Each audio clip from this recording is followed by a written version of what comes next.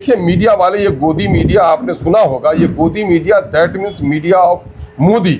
ये लोग मोदी से फंडिंग होती है, मोदी का मीडिया है। शक्ति भी, सुख भी, शांति भी भक्तों के गीत में है, इस देश के वासियों की मुक्ति प्रीत में है। ट्रू रिपोर्ट्स में आपका स्वागत है। मैं आपके साथ मुनव्वर आलम।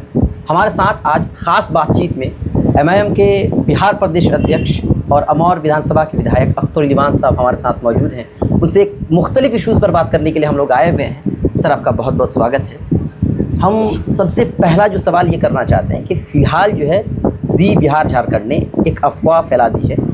किशनगंज को घुसपैठियों का, बांग्लादेश घुसपैठियों का अड्डा बताया है। वहाँ एक मुस्लिम कम्युनिटी जो शेर शाहवादी के नाम से जानी जाती है, उस कम्युनिटी को कहा है कि ये लोग जो है जबरन दूसरे हिंदुओं की ज़मीन को कब्जा कर लेते हैं। इस पर आप क्या कहना चाहेंगे? देखिए, बीजेपी अपने तमाम तर उन एजेंडों पर, सबका साथ सबका विकास, करोड़ों को नौकरी देंगे, शाइनिंग इंडिया का जो इनका स्टार्टअप का योजना था, ये सारा इन लोगों का फेल हो गया है। डबल इंजन की सरकार फेल हो गई है।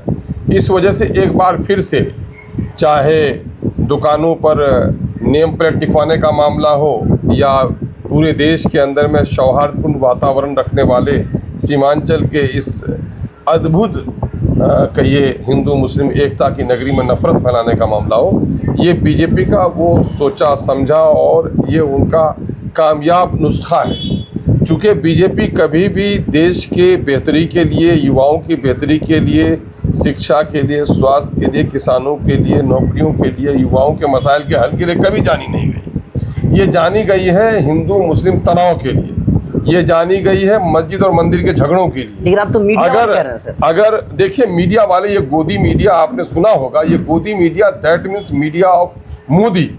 ये लोग मोदी से फंडिंग होती है, मोदी का मीडिया है। ये मीडिया थोड़े वो आज़ाद मीडिया है।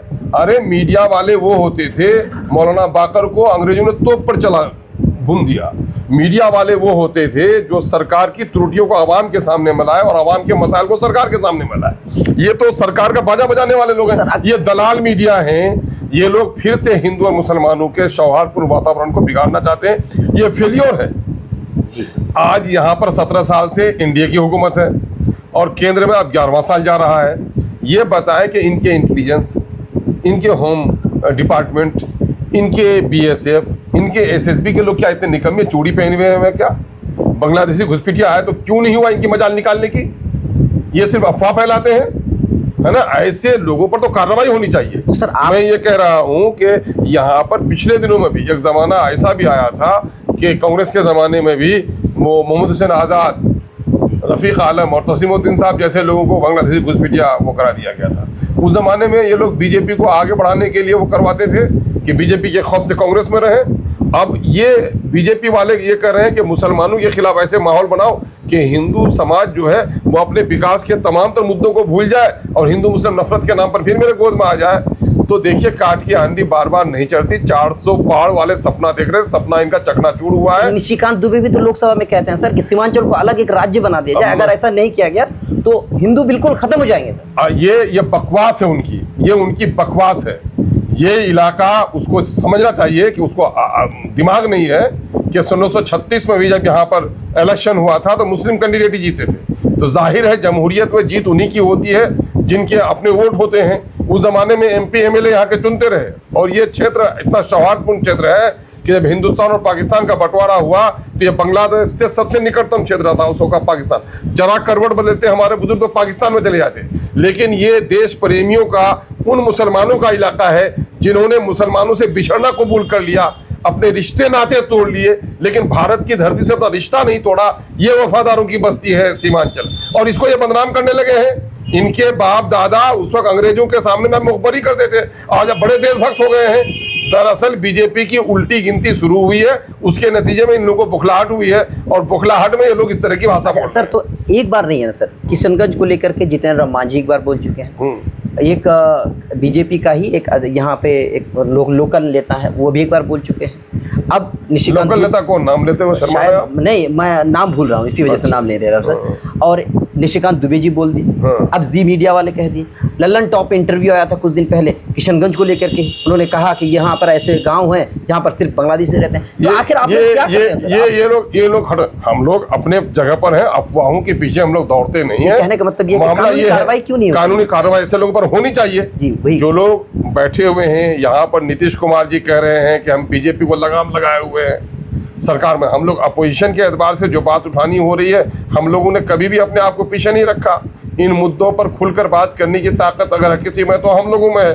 बाकी लोग तो सत्ता की दलाली कर रहे हैं। यकीनन है कि ये लोग गाय, मस्जिद, मंदिर, टीका, टोपी, कब्रिस्तान, पाकिस्तान अगर इनके शब्दकोश से निकाल दिया जाए तो मैं अक्सर कहता हूँ कि मछली बगैर पानी की तरह जिस तरह तड़प कर मर जाती है, बीजेपी तरफ कर मर जाएगी। अच्छा सर, इनके चाल चरित्र और चेहरे जो रहे हैं, इनको बाबरी मस्जिद के टूटने से 288 में पहुंचे और गुजरात में गोधरा के दंगे के बाद इनको सत्ता की प्राप्ति हुई। और आप लोग उस वक्त छोटे होंगे कि इसी वक्त मोदी जी ने कहा था कि गोधरा का तजर्बा हम पूरे देश में दोहराएंगे, और देश में दोहराया गया। उसी की कड़ी के तौर पर यह है। अमित शाह जी यहाँ आकर के रात ठहरे थे, आप ये आए थे। जी। अमित शाह जी यहाँ रात ठहरे थे, यहाँ की डेमोग्राफी, यहाँ की ज्योग्राफी पूरा वो करके जब यहाँ से गए हैं, तब से जाकर के एक नया यूटी का मामला यहाँ पर शुरू हुआ है। और ये निहायत ही भुंडा जमहूरियत में, लोकतंत्र में, यहाँ पर इस देश, ये सेकुलर इंडिया है, किसी के बाप की मीरास नहीं है। ये सारे बसने वाले हिंदू, मुस्लिम, सिख, ईसाई, है ना, दलित, अगड़े, पिछड़े, गोरे, काले, सबका देश है ये। अच्छा सर, आप ये कोई राजतंत्र नहीं है कि किसी के राज में कोई बैठा हुआ है। सबको मिलजुल कर, शक्ति भी, सुख भी, शांति भी भक्तों के गीत में है। इस देश के वासियों की मुक्ति प्रीत में है। लेकिन एक नफरत फैलाने वाले लोग हैं, नफरत के इन सौदागरों को ज्यादा वो मत कीजिए। अभी पिछले दिनों में जो भूमि जहाज का मामला दिया है, ये बिल्कुल लघु है और शैतानी मामला है। अभी जाकर बोलिए तो वहां पर यकीनन है कि नीतीश कुमार जी में अगर लोकलाज है, नीतीश कुमार जी अगर लॉ एंड ऑर्डर की बात करते हैं, तो इस किशनगंज के सौहार्दपूर्ण वातावरण को जो लोग बिगाड़ रहे हैं, ऐसे लोगों पर कानूनी कार्रवाई करना हुकूमत वक्त की जिम्मेदारी है। अभी तो छनकर बात आई है, दिगलबाग की तरफ से आए होंगे, किसी मुस्लिम ने ही प्रोक्सी करके इस तरह का मामला भी कराया, ऐसी बात भी सुनने में आ रही है। भाई इसको कहीं से भी, ये मामला क्या है, सामाजिक तनाव हर जगह होता है, कुछ ना कुछ, कहीं हिंदू का, कहीं मुसलमान का, कहीं शौहर बीबी का, कहीं बाप बेटे का तनाव होता है। तमाम तर चीजों को धार्मिक रंग दे करके इस इलाके के सौहार्द को बिगाड़ना, ये लोग देश दुश्मन है देश के। ये लोग हिंदू मुसलमानों के सौहार्द के दुश्मन है, ये लोग देश की तरक्की के दुश्मन है, युवाओं के फ्यूचर के दुश्मन है ये लोग। अच्छा सर, युवाओं के फ्यूचर की बात आप कर रहे हैं, तो मैं आपसे पूछना चाहूँगा, अलीगढ़ मुस्लिम यूनिवर्सिटी का ब्रांच किशनगंज में खोला गया, बहुत खुशी हुई। सीमांचल की जनता को या सीमांचल के जो युवा थे उनको आज भी लग रहा था कि बजट 2024 में कुछ फंड दिया जाएगा, और अब तक नहीं हुआ। देखिए, कांग्रेस की शरारत थी ये। जी, सच्चर कमेटी, रंगनाथ मिश्रा कमीशन के किसी सिफारिश पर इन लोगों ने अमल नहीं किया। इक्वल अपॉर्चुनिटी कमीशन की बात कही गई थी, कहीं से अमल नहीं किया गया। मुसलमानों की हालत दलितों के करीब करीब बराबर हो गई है, रंगनाथ मिश्रा ने भी कहा और सच्चर कमेटी ने भी कहा। अगर कांग्रेस ईमानदार होती तो जरूर कुछ करती। कांग्रेस ने ईमानदारी से काम नहीं लिया। 2 जगह का मामला, चूंकि पीके अब्दुल अजीज साहब केरल से थे, उन्होंने अपना काम आगे बढ़ा दिया, और प्रणब मुखर्जी साहब को अपने बेटे को एमपी जिताना था, तो बंगाल के मामले को थोड़ा आगे बढ़ा दिया। कांग्रेस की हुकूमत थी मध्य प्रदेश में, कांग्रेस की हुकूमत थी महाराष्ट्र में, वहां के लिए भी सैंक्शन था, स्कीम सैंक्शन थी 5 जगहों के लिए। कांग्रेस की शासन रहते हुए भी जमीन नहीं दिलाया, न मामला आगे बढ़ाया। यहाँ तो मुबारकबाद दीजिए सीमांचल के तमाम तर बुद्धिजीवियों को, पढ़े लिखे लोगों को, नौजवानों को, सब लोगों ने मिलकर नीतीश कुमार पर प्रेशर डाला। नीतीश कुमार जमीन देने के लिए तैयार नहीं थे, जमीन देने में उन्होंने 3 साल लेट कर दिया।